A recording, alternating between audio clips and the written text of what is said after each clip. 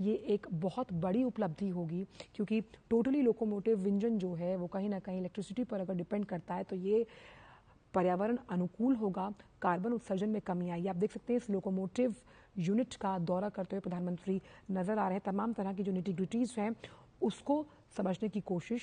दाहोद में प्रधानमंत्री railway locomotive विनिर्माण इकाई का दौरा करते हुए नजर आ रहे हैं, जहां निर्मित देश के पहले 9000 हॉर्स पावर लोकोमोटिव इंजन का अनावरण अब से कुछ ही देर में किया जाएगा।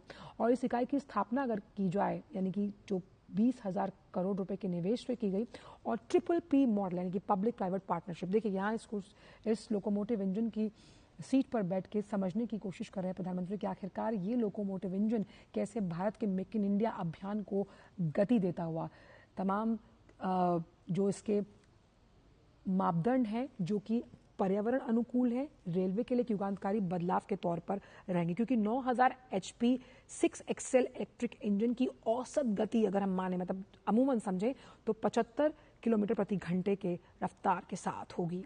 और इस विनिर्माण संयंत्र की सबसे बड़ी बात यह है कि ये देश को समर्पित हो रहा है और देश में ही इसका निर्माण किया गया है। और अगले 10 सालों में आप देखिए ऐसे करीबन 1200 से ज्यादा इंजन बनाने की कवायद, और इसी लक्ष्य के साथ लगातार ये यूनिट जो है वो काम करेगी।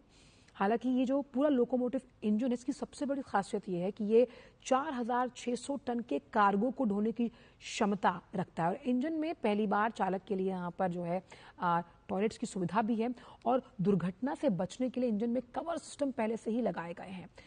और बहुत कम यानी किफायत के खर्च में इस लोकोमोटिव इंजन का निर्माण किया गया है। और इन तमाम इंजनों पर जो आगे 10 सालों में यानी कि 1 दशक में बनाए जाएंगे, मैन्युफैक्चरिंग बाय दाहोद। समझिए इस बात को कि आपका खुद का मैन्युफैक्चर्ड प्रोडक्ट जब रेलवे की पटरी पर दौड़ेगा तो फख्र और गर्व के साथ भारत कई अन्य देशों के लिए एक उदाहरण के तौर पर